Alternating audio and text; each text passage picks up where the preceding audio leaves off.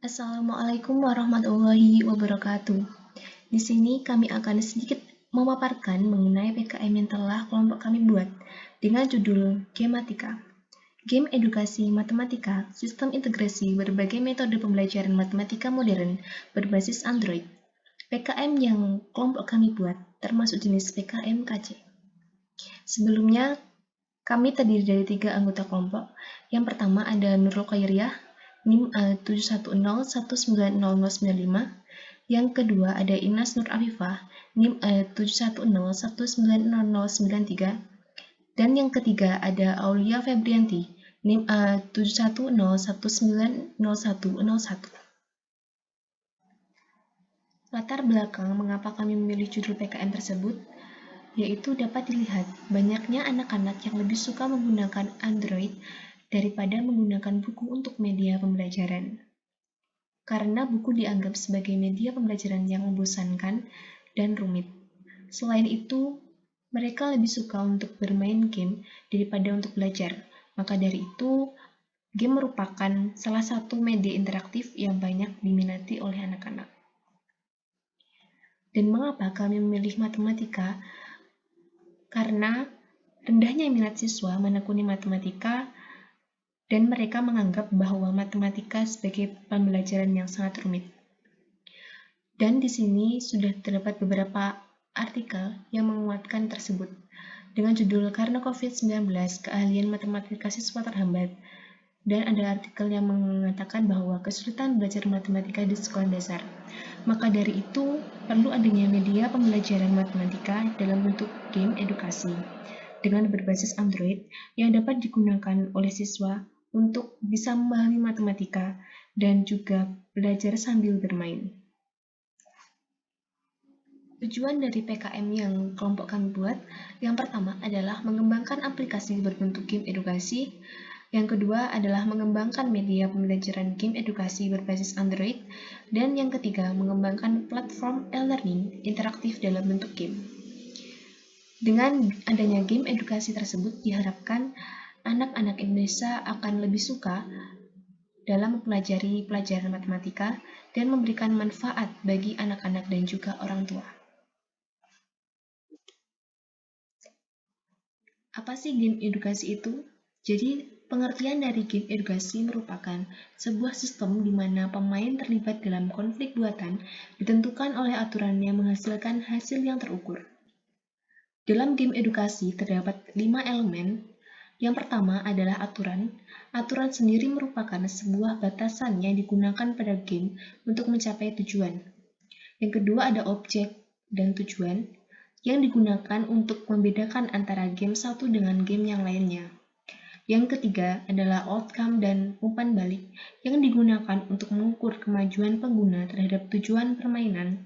Yang keempat ada konflik kompetensi, tantangan lawan, yang merupakan sebuah permasalahan yang harus dihadapi dan diselesaikan oleh pengguna.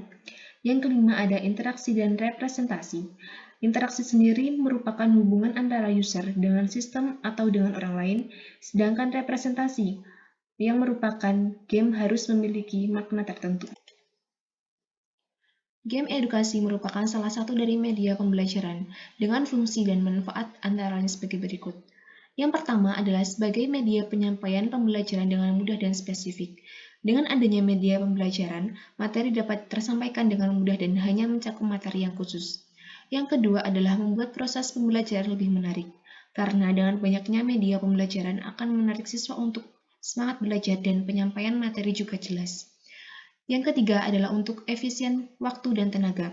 Dengan adanya media pembelajaran yang bermacam-macam, akan mempersingkat waktu belajar dan juga tenaga.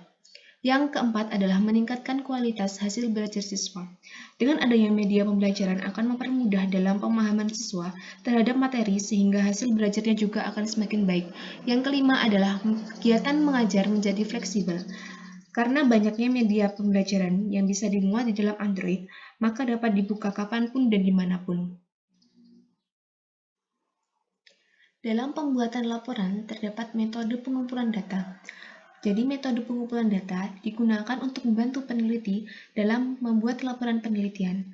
Metode yang digunakan yaitu studi pustaka yang diarahkan pada pencarian data atau informasi melalui dokumen, baik dokumen tertulis maupun dokumen elektronik yang dapat mendukung proses penulisan. Dalam pembangunan perangkat lunak, terdapat 5 tahap. Yang pertama adalah requirement definition.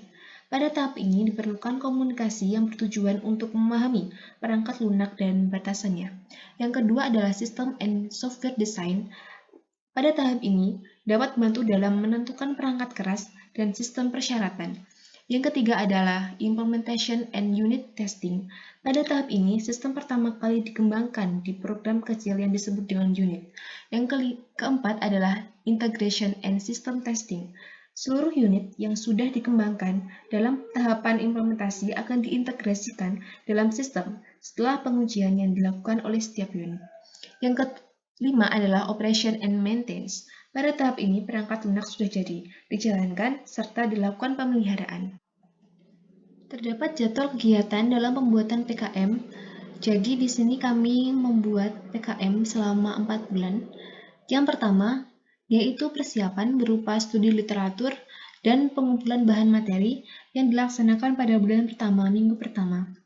Yang kedua adalah desain rancangan berupa pembuatan flowchart dan desain aplikasi yang dilaksanakan pada bulan pertama, minggu kedua, sampai minggu ketiga. Yang ketiga, yaitu implementasi berupa pembuatan program Android yang dilaksanakan pada bulan pertama, minggu keempat, sampai bulan ketiga, minggu kedua. Yang keempat, ada uji coba aplikasi dan revisi yang dilaksanakan pada bulan ketiga, minggu ketiga, sampai bulan keempat, minggu kedua. Dan yang terakhir, berupa publikasi dan dokumentasi yang dilaksanakan pada bulan keempat, minggu ketiga, sampai bulan keempat, minggu keempat.